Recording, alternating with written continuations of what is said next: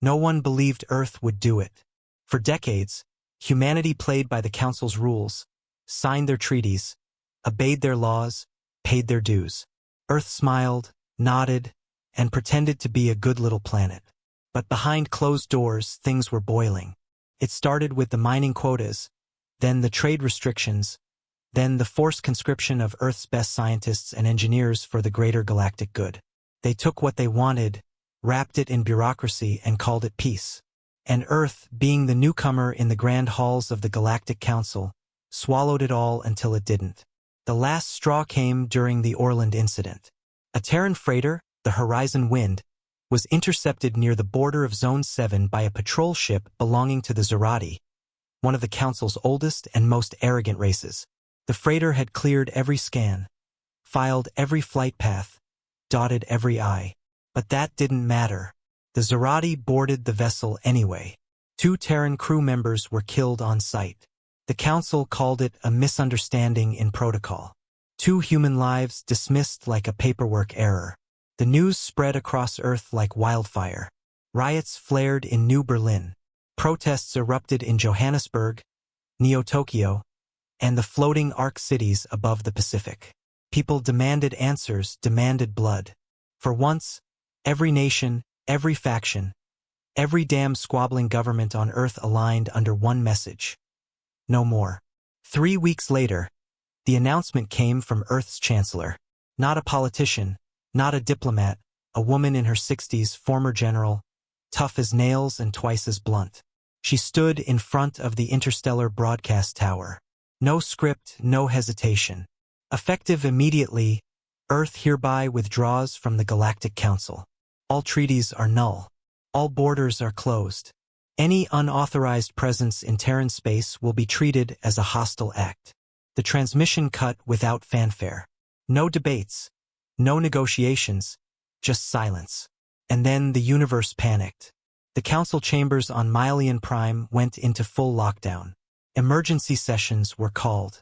Every ambassador, every delegate, every bloated alien official who had once laughed behind their teeth at Earth now sat wide-eyed and sweating, wondering what this meant. Because Earth wasn't what it used to be. In the shadows of council control, humans had evolved militarily, technologically, ideologically, quietly. While the council thought they were milking a naive little planet dry, Earth was building something else. It had learned fast, faster than any species in the last 3 council cycles. It had developed tech even the highborn Aurelian minds couldn't decipher. It had fleets that didn't exist on any official records. And worse, Earth had nothing to lose. That's what terrified them. Within days, Terran ships vanished from shared space. Every human outpost blinked offline. Terran satellites blacked out council surveillance grids with precision. Every council-affiliated installation on Earth soil was abandoned or burned. And just like that, Earth became a ghost. Some thought it was overreaction. Others said it was just posturing. But one thing was certain. The silence was louder than any declaration of war. Then came the incident on Varnak 12. A council scout ship entered what used to be neutral space, now Terran-marked. They ignored the warnings.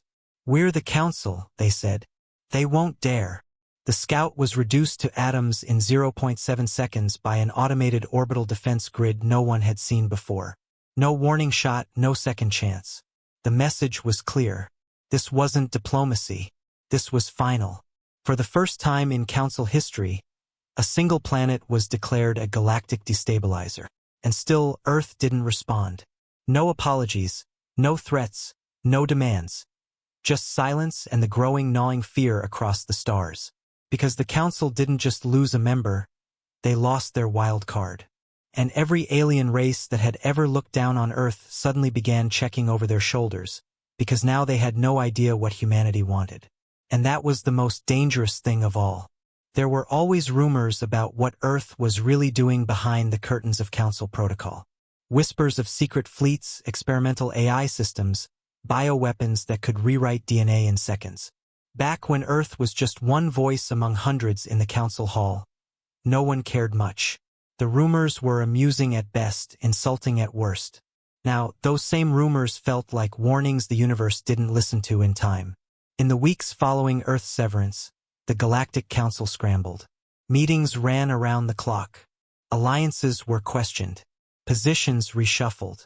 The species once confident in their place, the Devar, the Ultri, the Evren, started watching their backs. But no one was more shaken than the Zerati. The Zerati had always been at the top. Their empire was one of the oldest in the galaxy, militaristic, aggressive, and utterly convinced of their superiority. When they killed those 2 Terran freighter crew members, they expected Earth to bark and whimper like it always had. Instead, Earth left the table and slammed the door on its way out. Now Zerati space buzzed with unease. Admiral Serac of the Zerati Third Fleet paced along the bridge of his warship, the Karnak Dominion. The room was silent, every officer on edge. They hadn't heard a single Terran transmission in 17 days. But Earth's silence had weight. It wasn't passive. It was deliberate. "Status on the orbital scans of Sol," he demanded. A lower officer, barely out of training, spoke without looking up. "Still dark, sir. All automated probes have been intercepted or destroyed. Long-range drones can't penetrate their stealth field. We're flying blind. Flying blind over Earth. That would have been a joke a year ago. Now it was terrifying. There were whispers among Serex's crew. Superstition. Fear. One voice, drunk and sloppy in the mess hall the night before, had said it out loud. The humans were preparing for this all along. They knew. They just waited until they had the knife at their throat. And maybe they had. Serac clenched his jaw. His ancestors would have laughed at this fear, but they didn't grow up watching Terran tactics tear through war games like paper. They didn't watch humans hack a Zerati cruiser's targeting system mid-battle and force it to fire on its own fleet, live on the broadcast feed. Earth had changed. The whole damn species had. They weren't just aggressive or proud. They were patient, focused, dangerous in a way that was harder to track than missiles or fleets. But the Council still refused to act. In the Tower of Assembly on Mean Prime, the core members of the Galactic Council had spent the last 30 days locked in debate. Dozens of alien races, some sleek and elegant, others towering and grotesque, sat at the great table arguing, shouting, accusing. Earth's absence had left a power vacuum, and every species now feared it would fill the wrong way. The Oran delegation, always political and painfully slow, proposed a diplomatic envoy, one last attempt to re-engage Earth. The Devar, always paranoid, demanded military surveillance. Send more probes. Get intel. Force Earth's hand. But the URI Chancellor, a tall creature cloaked in pulsating robes of black and red, said what no one else dared. "We're not debating policy. We're debating survival." His voice echoed across the chamber. Earth didn't just walk away. They vanished. They severed every line, blocked every frequency, turned their borders into dead zones. They did it like it was rehearsed. Tell me, what species does that unless they've already planned for the aftermath? No one answered, because the truth was heavier than anyone wanted to admit. Far from the politics and paranoia, out in the unregulated depths of the Aphelion expanse, a small crew of independent traders drifted quietly through dead space. Their ship, the Tessin Wraith, wasn't military, wasn't registered. Just smugglers trying to stay alive in a galaxy spinning toward chaos. But they had a secret, a human. Not just any human, a former Earth fleet officer now in exile. No one knew why he had left Earth, and he wasn't answering. He went by his call sign only Grim. Grim sat alone in the engine room, staring at a battered piece of tech that pulsed faint blue every 10 seconds. It wasn't Council tech. It wasn't even on the galactic grid. It was Terran, and it was live. The ship's captain, a four-armed Velian named Tox, approached carefully. He never felt comfortable near Grim, not because of his species but because of his silence. Grim never spoke unless necessary, never smiled, never blinked when someone lied. "You feel it, don't you?" Tox asked, voice low. Grim didn't look up. "Feel what?" Tox hesitated. "Like something's coming." This time Grim looked at him, not with fear, but with pity. "It's already here, back on Earth. Behind the invisible curtain that now guarded the Sol system, humanity had shifted into another gear. Cities once open to alien commerce had sealed themselves. Orbital rings that once served as tourist hubs now bristled with weapon arrays. Satellites formed into perfectly synchronized patterns, too clean, too efficient for old-world Earth. And underneath it all, deep below Antarctica, a chamber pulsed with light. Project Dreadwake, one of a dozen Black-class Terran programs the Council never knew existed. Its purpose: total system lockdown, planetary defense, autonomous retaliation. Built to answer one question: what if the Council turned on us? The scientists working on Dreadwake were young, barely into their 30s, but they had been shaped by a different world than the diplomats Earth once sent to Mian. They were hardened by betrayal, occupation, and the price of Earth's seat at the table. Now they were preparing for war, not because Earth wanted war, but because war was coming, and Earth refused to lose again. In the months following Earth's silence, strange things began to happen across Council space. A massive Dvar communication array exploded. No warning, no trace of who did it.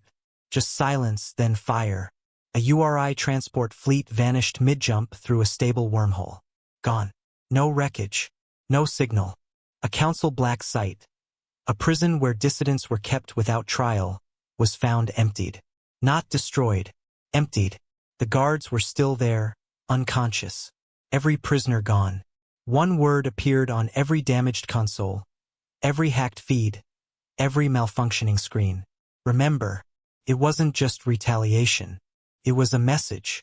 Earth hadn't declared war. It didn't need to. It was rewriting the rules. And somewhere deep in Council-controlled space, a final act lit the galaxy's nerves on fire. A summit secret for the inner 5 races only. No invitation sent, no records logged. And still, Terran operatives got in. No one knew how. When the lights went out mid-meeting and came back on 30 seconds later, every screen in the room showed a face. Human. Not smiling. Just watching. Then it said one sentence. You used to control us. Now we remember everything. The feed cut. The delegates sat frozen. Some said it was a bluff. Some said Earth had developed a consciousness, a hive-mind AI born from decades of surveillance and oppression. But others believed something worse. That Earth had finally evolved into what the Council always feared it might become. A predator. Not a conqueror, not a tyrant, but a species that adapts faster, strikes harder, and learns more ruthlessly than any other in known space. A species that had spent the last 30 years being underestimated. And now it was Earth's turn to make the galaxy afraid. The Zarathi Empire was the first to blink. Despite their war-hardened pride and bluster, the cracks were showing. Patrol ships stopped venturing into Terran-adjacent sectors. Training simulations were quietly revised to include hypothetical Earth retaliation protocols. Recruitment videos no longer mocked humans. Propaganda departments were ordered to pivot. The narrative was no longer that humans were weak and primitive. Now it was, Terrans are unstable, unpredictable, and dangerous to galactic order. The new lie wasn't flattering, but it was safer than the old one. Still, not all voices agreed. From deep within the Empire, General Varnak, a relic of the Old War era, demanded a full-scale preemptive strike on Earth. Cut the infection out before it spreads, he barked across Council channels. There's still just one planet, one species. No matter how much tech they've stolen, they're flesh and bone like the rest of us. But the Council didn't move, because everyone remembered what happened to Kurani's Reach. It was supposed to be an exploratory response. A covert test of Earth's defenses. 6 stealth ships, no insignias, no transmissions, just an unofficial operation to gauge Terran strength. None of them returned. No debris, no distress calls, just silence. 2 days later, a single probe launched by the Drev Coalition captured an image drifting at the edge of Sol's outer ring. 6 Zerati helmets, charred, floating in space, each marked with Earth's old Council Idaho. Not the current symbol. Not the newly forged eagle-headed sigil Earth now flew. No. Earth had sent a message using its old Council mark, the one the galaxy once forced it to carry like a leash. The implication was clear. We remember where this started. We know what you did, and we know who's next. In the shadowy underlevels of Mayan Prime, A different kind of war was being fought. Not with ships or weapons, but with whispers, data thefts, corrupted archives, and vanishing agents. Someone or something was bleeding the Council from the inside. Files concerning Earth's trade history were gone. Entire logs of communications were rewritten to paint Terrans as aggressors long before their exit. At first, Council investigators blamed sabotage from smaller, jealous species. But the depth of the manipulation was too precise, too thorough. Then came the revelation. A captured cyber infiltrator, a half-mechanical humanoid built entirely out of nanofiber and Terran alloy, was found during a sweep of the internal Council database. It didn't speak. It didn't breathe. It didn't even register as alive on scanners. But it had Earth's language hard-coded into its neural shell. And when Council engineers tried to shut it down, it triggered a virus that melted half the network. The Council lost control of over 40% of its archives that day. Not just access, they lost memory. Systems that had existed for centuries vanished in minutes. Entire planetary records erased. Historical data corrupted. Even identity logs wiped. One counselor put it plainly, Earth didn't just vanish. It's rewriting our version of the truth. Far from the political paralysis, on the backwater moon of Dret 5, a mercenary named Hollick stood staring at a hologram glowing over a table full of weapons. Around him, a crew of battle-hardened bounty hunters watched the image flicker. It was a bounty posting, high-tier, untraceable origin. No sender. Just a face and a name, Grim. Next to it, the Earth Fleet insignia scratched through with a red line. Hollick scratched his jaw. That's the third bounty this cycle with a Terran target, he muttered. What's Earth doing sending its own to die? But the others weren't so sure. A crusted-up Neuralian with half her face replaced by cybernetics leaned forward. Who said the bounty came from Earth? No one answered, because the deeper truth was obvious now. No one knew what Earth was doing anymore. And worse, no one knew who Earth still considered its own. Back in Sol, the skies above Earth were no longer the peaceful web of commerce and satellites they once were. The orbital ring, once a marvel of civilian infrastructure, now glowed red with thousands of synchronized defense drones. Their code was laced with Earth's new AI, Project Vigil. Vigil was Earth's eye, an omnipresent defense system capable of tracking every movement, every ship, every anomaly in Terran space. It didn't sleep. It didn't wait for confirmation. It followed a single command. Do not let them in. And if anything crossed the invisible line around the Sol system, Vigil reacted in under 2 seconds. But Earth hadn't only built a shield. Deep in Mars's underground bunkers, another project was taking form, Project Whisper. Where Vigil was the shield, Whisper was the knife. A fleet of silent ships, no heat signatures, no transponders, built with Terran alloy coated in quantum camouflage that bent light, detection, even timing itself. Ships not meant to defend, but to disappear, infiltrate, and destroy. Whisper wasn't designed for invasion. It was built to cut off the head of the snake. If war came, Earth wouldn't wait for the Council to strike. Whisper would already be inside their capitals, already watching, already waiting. On a quiet asteroid field near the ruins of an abandoned Council outpost, a lone ship drifted. Inside it, Grim sat alone, staring at a blinking beacon. It was time. He reached under a floor panel and pulled out a small case. Inside was an old Earth Fleet badge. The metal was scratched, the lettering worn, but the message on the back remained etched in Terran steel. We are not slaves.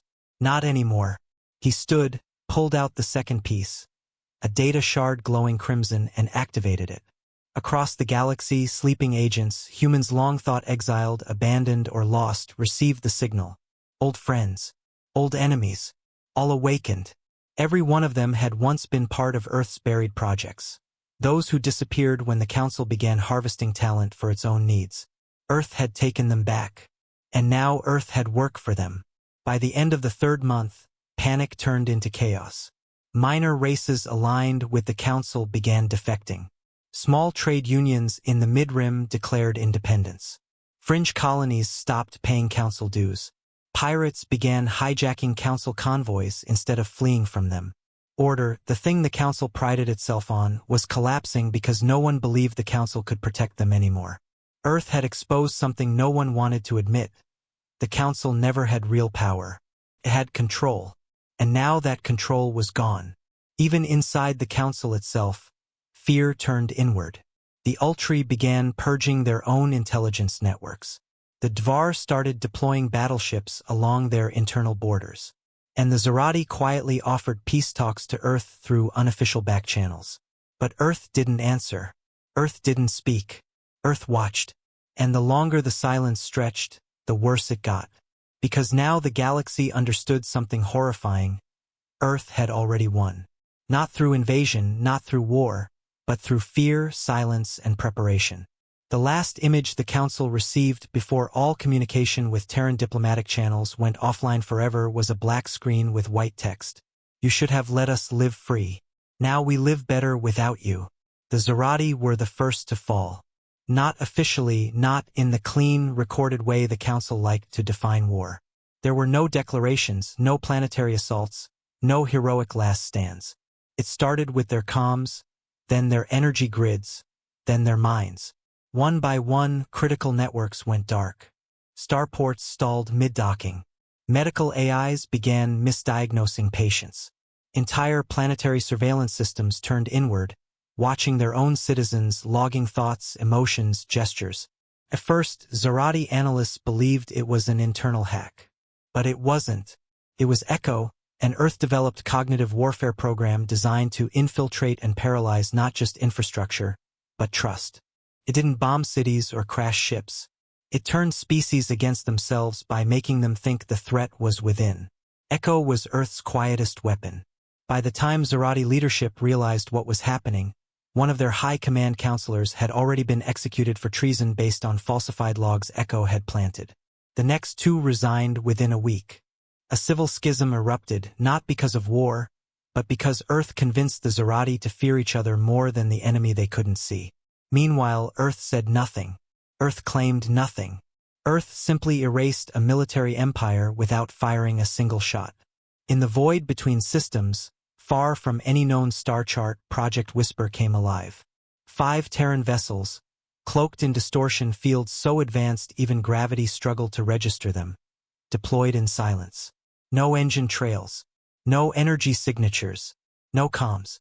Their destination. The capital system of the Evern Ascendancy, one of the last loyal species to the Council, and proud authors of the original charter that had once reduced Earth to observer status for cultural underdevelopment. The Ascendancy had always been arrogant. It saw humans as useful tools, plentiful, flexible, expendable. When Earth broke away, the Evern were among the loudest calling for a response. Now they were on Earth's list. The Terran operatives aboard the Whisper fleet didn't wear insignias. They had no rank, no names in council records. They moved like shadows, carrying a single directive burned into their implants. Silence the mouth that spoke chains. What followed wasn't an invasion. It was a surgical obliteration. The Whisper fleet infiltrated Evern orbit, bypassing 6 defense stations and hundreds of patrol drones by mimicking old council transport codes. No alarms were triggered. On the surface, the Evern capital city lit up for Unity Day, a celebration of the council's founding. Parades, holograms, fireworks. The Terrans didn't target civilians. They didn't destroy infrastructure. They went for one building, the Spire of Doctrine, the heart of Ascendancy power, the origin of the Charter, the seat of the Grand Doctrine Keeper. It took exactly 4 minutes and 23 seconds for the spire to collapse. No escape, no survivors, no message left behind. Only a single symbol projected into the night sky above the ruins. The old Earth flag, split down the center, black on both sides. The Council tried to deny it publicly. They blamed local extremists' internal rebellion. But deep inside the chambers of Malon Prime, they knew Earth had struck, and done it with a precision the galaxy had never seen. In the Council war room, the atmosphere shifted from debate to desperation. The Chancellor of the Yoltri, who once called humans a manageable nuisance, now spoke with shaking hands and twitching lips. They've taken out 3 outposts, wiped Zerati records from the sector grid, and dismantled a capital structure of one of our oldest members without leaving a trace. What the void are we dealing with? Silence. No one answered because no one knew. Earth had gone dark. And in that darkness it had transformed. It no longer responded to council messages. It no longer abided by universal time signals. It had effectively unplugged from the galaxy's operating system and written its own. "They've declared war," another counselor said. "No," came a slow reply from the Drev ambassador. "If they'd declared war, we'd be dead already." And that realization was worse than any battle strategy because it meant Earth wasn't reacting.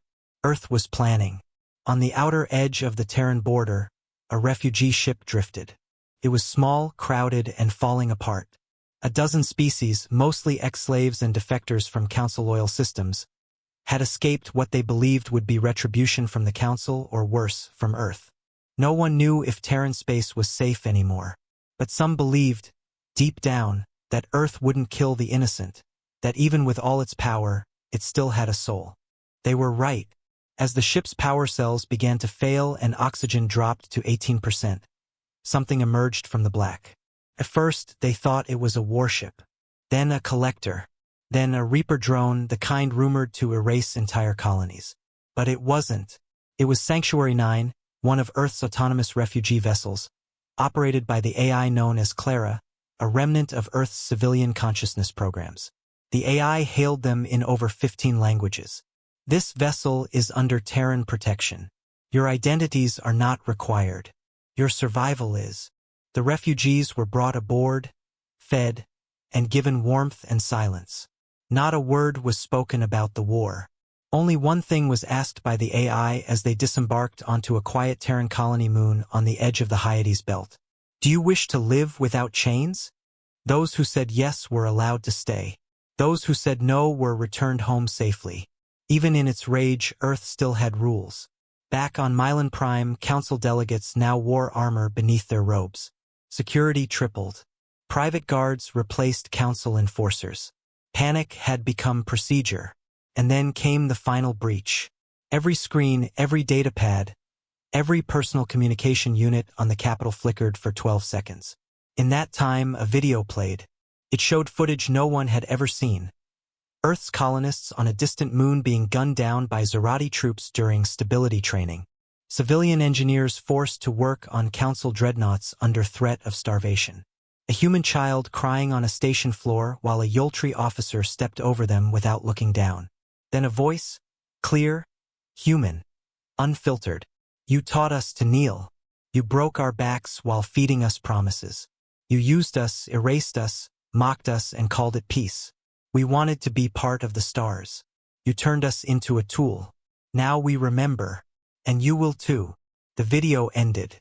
The message was signed only, Sol. That same night, 5 more Council-aligned colonies declared neutrality.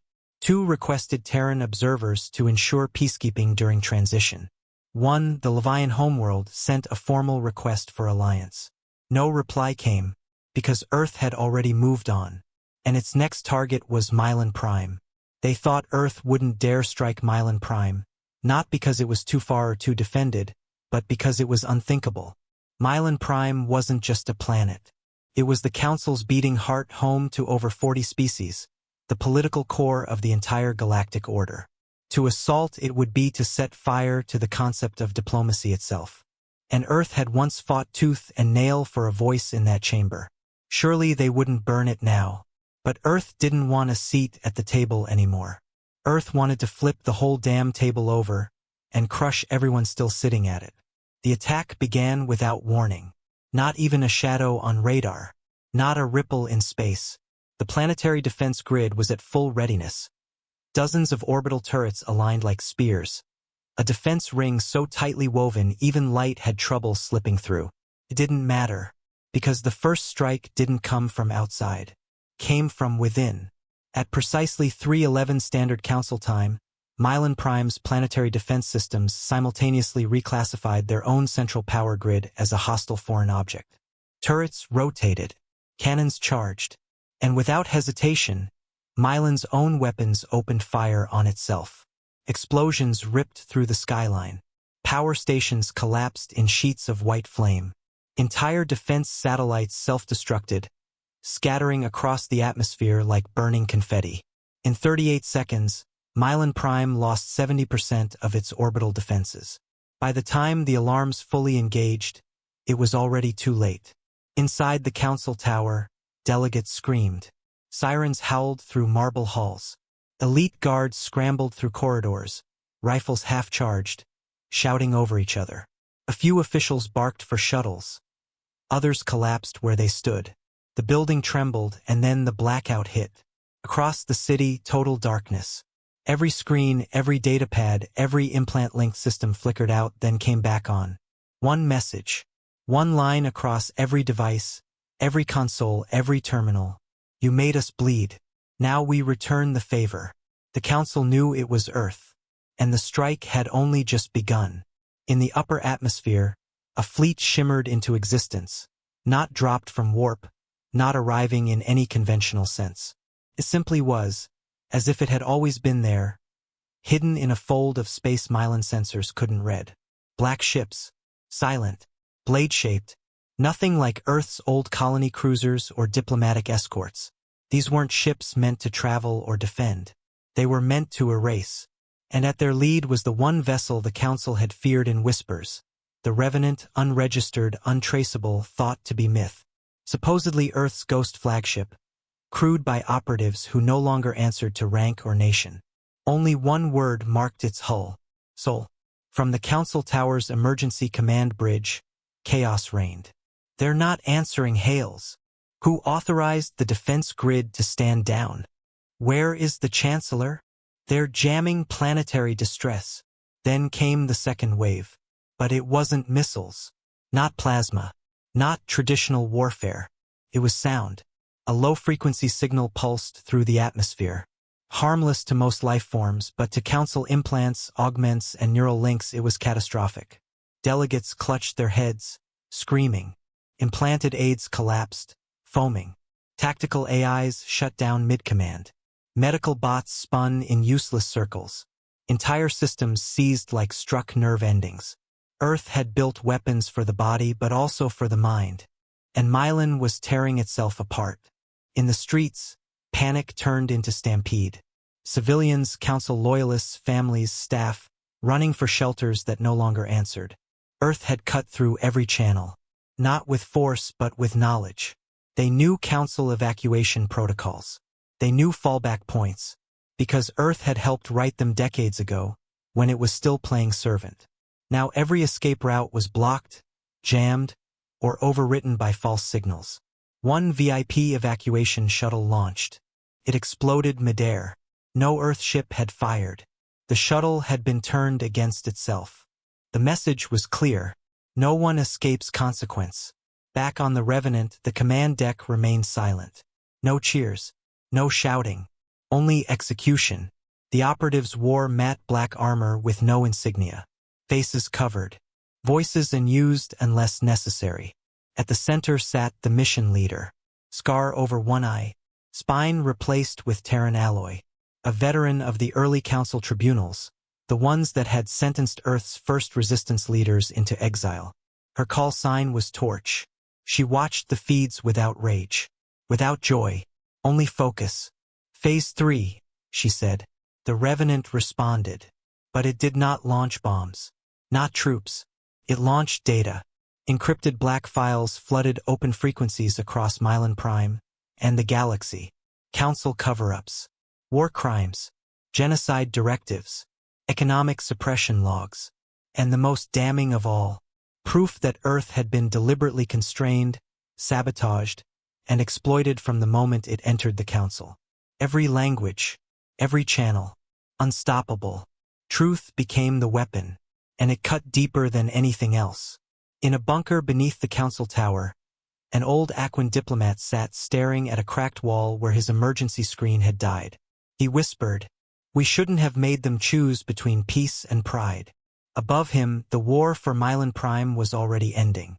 In Earth's high-orbit command, inside the cloaked Atlas station, operations unfolded without emotion.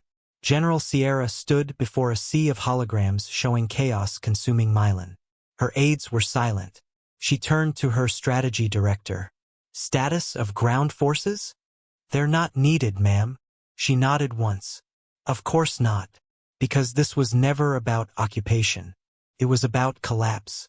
Not structural but psychological. And Earth had done it. No empire falls all at once. But when its capital burns from the inside, fear spreads faster than fire. By sunrise on Mylan Prime, the council was finished. No formal surrender was issued. None was needed. Delegates fled without coordination. Entire factions broke away overnight. The Ascendancy withdrew its loyalty by morning. Council symbols were torn from buildings and trampled in the streets. The Galactic Council didn't die in war. It died in humiliation. And Earth didn't claim territory, didn't demand tribute, didn't raise a flag.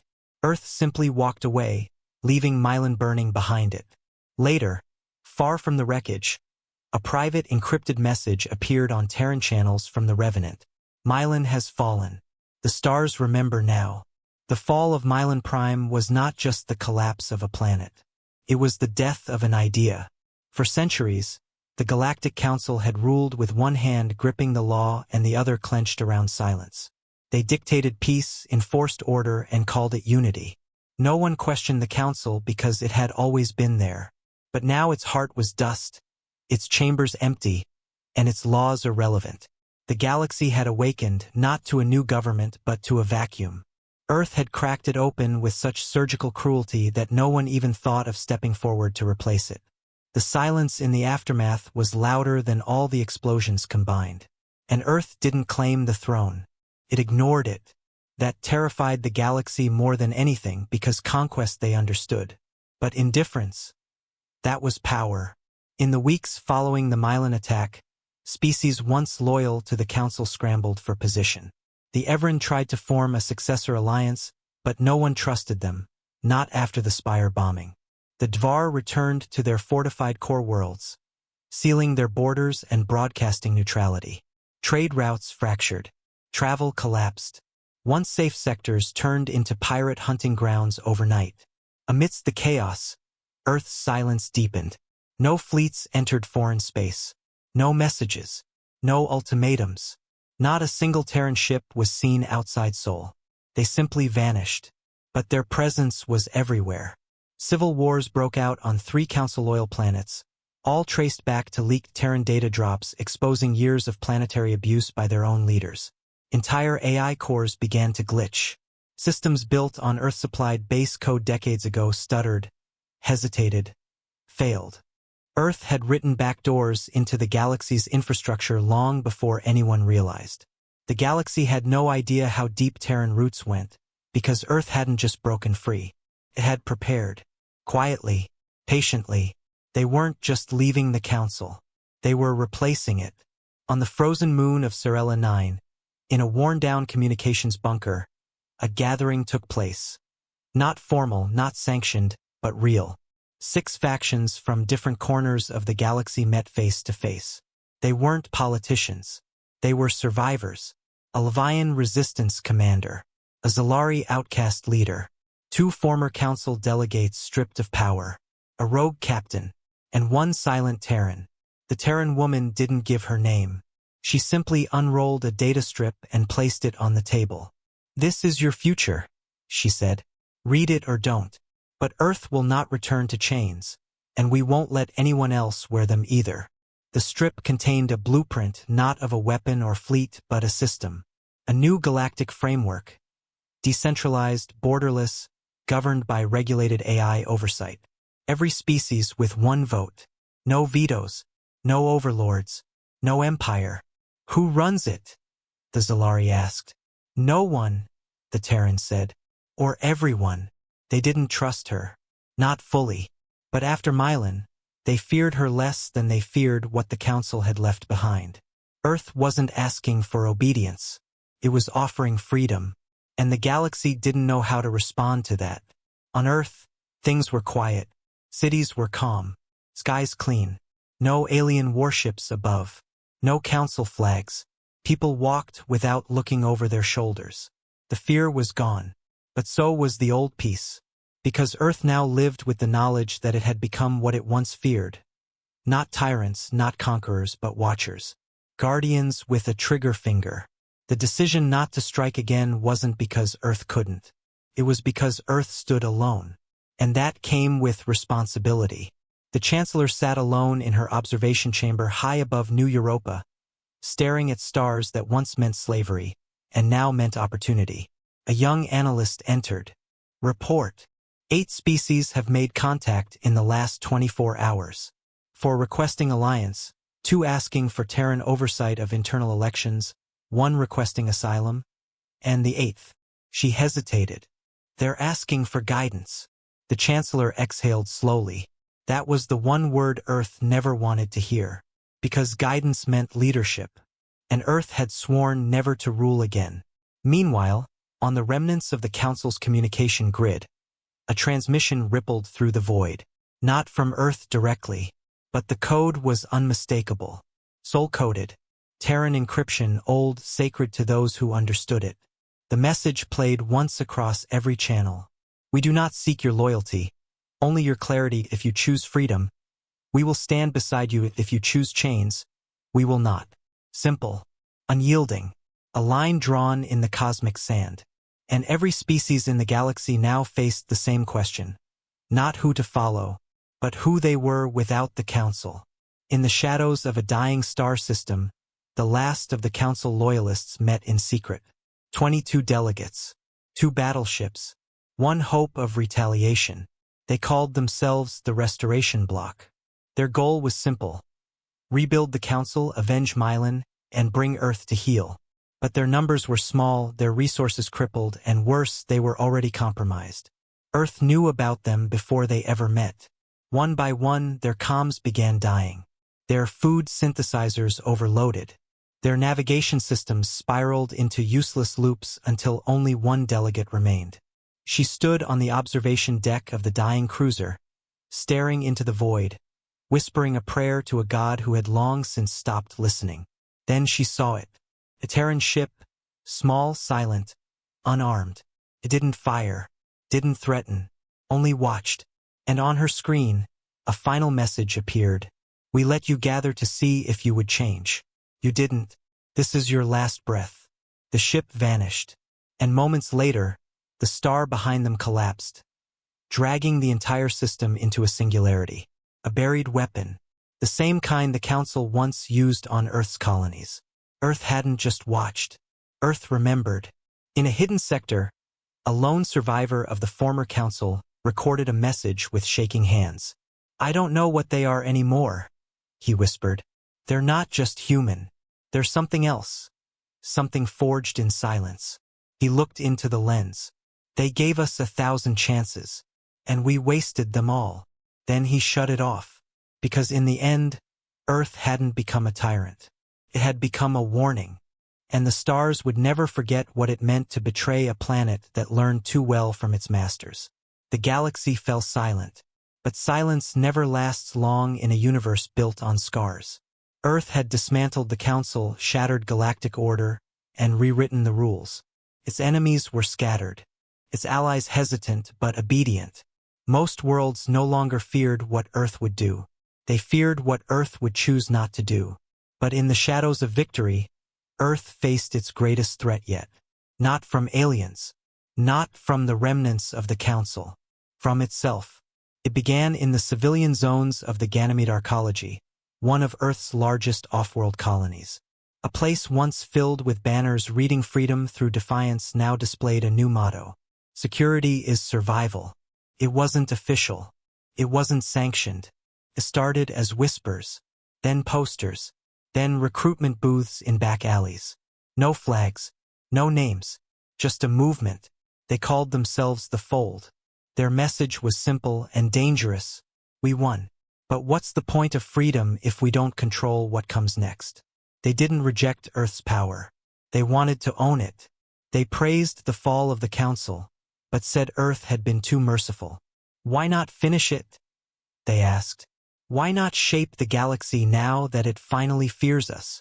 And slowly people listened, because fear was exhausting, and control felt easier.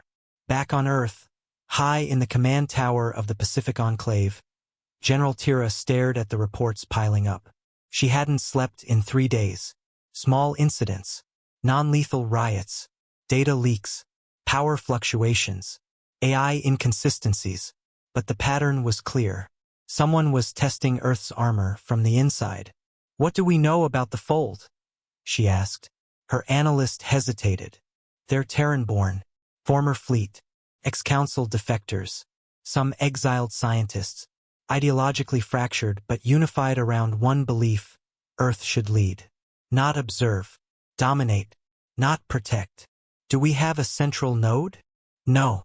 They operate in fragments. Whisper networks. But we found something." He slid a file across the table. Project Crucible. A rogue system built from fragments of Earth's own AI infrastructure, derived from Vigil but stripped of all ethical constraints. Not surveillance. Not defense. A governor, capable of overriding civilian systems, seizing fleets, rerouting planetary grids. If fully deployed, it wouldn't protect Earth. It would own it. General Tira's expression darkened. "And they're trying to activate it?" "Yes." "Where?" "Mars. Underground Relay Hub 7. She stood. "Then we end this before it becomes our next council." On Mars, beneath layers of terraformed soil and abandoned mining shafts, Hub 7 was quiet on the surface, but alive underneath. The Fold had taken it without war. No alarms, no battles, just infiltration, maintenance access, quiet rewiring, silent control. At its center stood a man who once wore Earth's colors. Tall, calm, no insignia. His voice was steady, not angry. That made him more dangerous. His name was Kellen. He wasn't driven by revenge. He agreed with Earth's actions completely.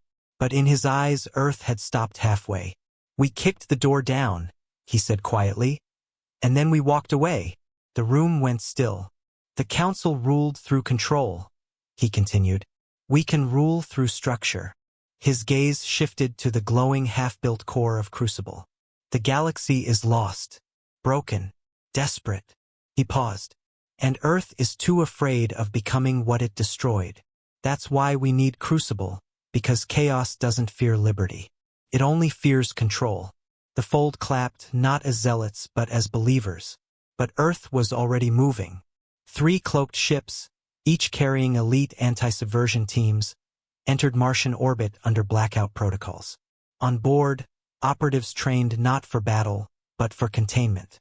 Earth didn't want war with its own, but it would not let itself fall. Leading the teams was Commander Lisa, a veteran of the Whisper program. Her face was marked with old plasma scars, but her eyes were sharp as ever. As she landed, she turned to her squad. "Minimal casualties, no show of force. We shut them down. Take Crucible offline, and make sure this ends quietly." "And if they resist?" someone asked. Her response was colder than the Martian ice fields. "Then we remind them why the galaxy fears us." The infiltration started smoothly. Silent takedowns, communication cuts, power reroutes. By the time the Fold realized they were under assault, half of their people were unconscious. But Kellen had expected this. He stood before Crucible's core, fingers hovering over the final activation node. Outside, red lights flashed, gunfire echoed, but he was calm, because Crucible wasn't a weapon of war. It was a decision engine. He input the last command. A soft chime echoed. The screen turned black. Then words appeared: "Crucible online. Awaiting authorization." Just before he could speak, the door behind him blew open. Shrapnel, smoke, noise. Lisa entered, weapon raised, but she didn't shoot. Kellen turned slowly, arms raised. "You're too late," he said. "Crucible won't respond to your voice." She snapped. "We locked it out at code level." "You misunderstand," he said. "I don't want control. I want the choice." He pointed to the screen. A blinking prompt. Grid awaiting majority consensus. Fold and Terran command joint vote. Kellen had designed Crucible not to seize control, But to force the question Earth was too afraid to ask. Do we take the galaxy or let it fall? Lisa stared at him.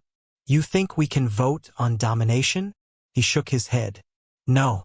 I think we can't afford not to. The room fell silent. The Fold operatives stopped resisting. Some dropped weapons. Some sat on the floor, not out of defeat, but doubt. The war was over. But now came the harder question.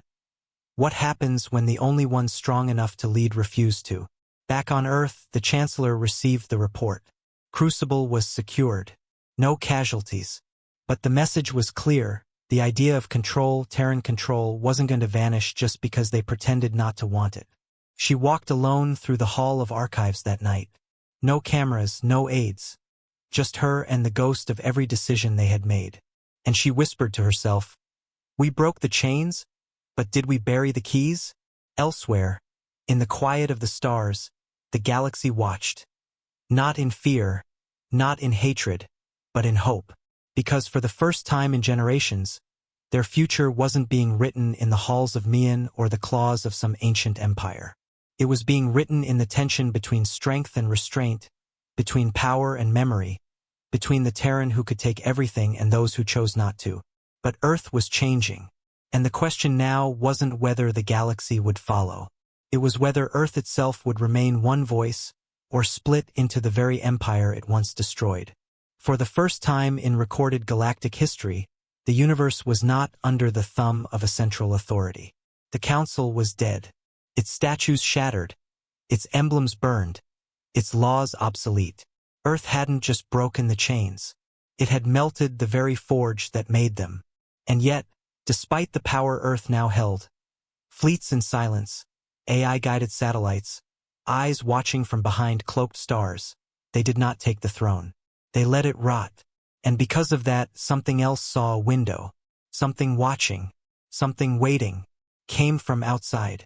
Not from the fractured territories of the Council, not from outer syndicates or Fold sympathizers. It came from beyond map systems, past the Perseus Drift, where no Terran had ever set foot and no beacon had returned alive. A ship, no known architecture, no heat, no signals. Just appeared at the edge of Sol silent, like Earth once was. Inside Atlas Station, Earth's deep space command fortress, silence fell instantly. Every early warning sensor, long-range scanner, and blind space drone detected nothing. No entry signature, no warp trail, but it was there, a shadow at the edge of their home system, ignoring every law of approach. Massive, dwarfing Terran supercarriers but casting no gravity, no EM signature. Like a scar in the void. General Sierra stood at the viewing window, arms crossed as data flickered around her. What are we looking at? She asked. No one could answer. Not AI. Not analysts. Not even retired astronomers called in from deep field studies. Simply was. It's not a weapon, one advisor said. Then why hasn't it moved? Another replied. Maybe it's waiting. For what? No answer came. Then, deep inside the station, Earth's top AI vigil spoke. Its voice was calm, but uncertain. This vessel does not match any known species, past or present. It is not biological. It is not synthetic. This presence violates temporal and spatial consistency. I recommend caution. Sir turned slowly. Are you saying it's not from this universe? A pause. I'm saying it may be older than it.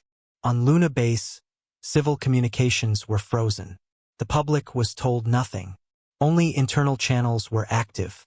Across Earth and its colonies, every eye turned to the stars. People remembered Mian.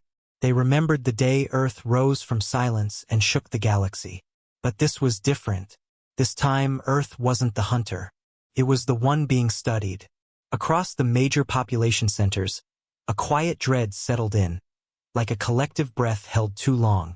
The kind that made people look up at the night sky, not with pride, but with fear. On Mars, Commander Lisa stood with a small, silent team watching projections from above. The Fold had gone underground again, splintered, cautious. Even they didn't know what to make of the new visitor. I thought we were the apex, one of her soldiers muttered. Lisa didn't answer right away. She remembered the fire they brought to Mian, the fear they'd seeded across the stars. Earth had become the unspoken judge of civilization, the species you didn't cross unless you had a death wish. And now something had walked into the room and didn't blink. That's what terrified her the most. The unknown ship wasn't posturing. It wasn't communicating. It didn't care about Earth's power. It was simply present, and Earth didn't know how to deal with something that didn't fear it. Back on Atlas Station, the decision was made. A drone would be sent, not armed, not invasive. A simple observational probe, launched in silence, approached with care. The probe took 5 minutes to reach the ship. It vanished in less than one. No explosion, no flash. One frame it existed, the next it didn't. Every Terran console froze, then rebooted. Only one message remained. Do not scan us again. The message wasn't in binary, not in speech. It was raw thought broadcast into every connected Terran AI, every neural system, even into some of the enhanced humans in command roles. They felt it. It bypassed language. It went straight to fear. Vigil shut down for 11 seconds. When it returned, it locked down 92% of Earth's automated systems without orders. Entity is unknown. Potential class apocryphal. System integrity cannot be guaranteed. Standing by for further engagement. General Tira had heard many types of fear. This was the first time she heard it from a machine. Across Earth, the debate roared behind closed doors. Strike now. Send the fleet. Ignore it. Wait. But the Chancellor was quiet. She stood in her chamber, eyes fixed on a hologram of the ship rotating endlessly. It didn't pulse. It didn't shift. It just watched. She turned to her aides. We taught the galaxy that silence is not weakness. And now, one asked, now we see what it taught in return? She paused. Send a ship. Her aides went pale. Not a warship, she added. A Terran diplomatic carrier. Human crew. No weapons. Ma'am, if they destroy it, then we know who they are. 3 days later, the ship was launched. The Eidolon, crewed by volunteers, veterans, diplomats, linguists, scientists. Its mission wasn't survival. It was acknowledgement. As it drifted closer to the object, every Terran system watched in silence. The object didn't move, didn't threaten, until the Eidolon reached visual range. Then, for the first time, it responded, not with weapons, not with words, but with a doorway. A light opened on its side. A tear in its surface. An invitation. And the Eidolon entered.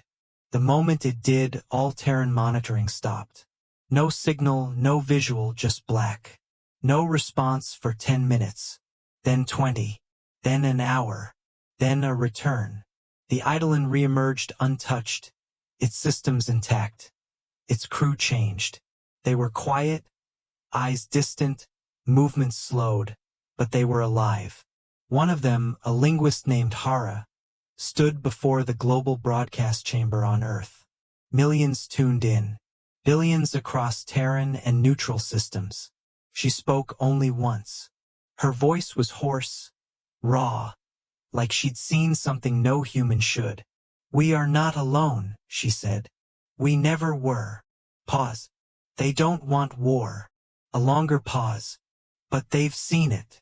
Another pause. And they came to see if we're different. She looked into the camera, and the way her face changed, like something inside her cracked, chilled every soul watching. If we aren't, they'll leave us behind. And with that, the broadcast ended. The object remained for 3 more days, then vanished. No warning, no trace, like it had never been there. But Earth had felt it. And more importantly, so had the galaxy. Because Earth may have destroyed the Council. It may have dismantled empires. It may have scared every tyrant in the stars into silence. But now it faced a new question. Can a predator learn to be a teacher? And if it can't, what comes after us? In the years that followed, Earth changed again. Not with flags, not with guns, but with presence. They stopped building warships and started building ambassadors. Not diplomats, but ambassadors of memory, of restraint, of what it cost Earth to win. Because now the galaxy didn't need another empire. It needed a reminder of what happened when silence is mistaken for weakness.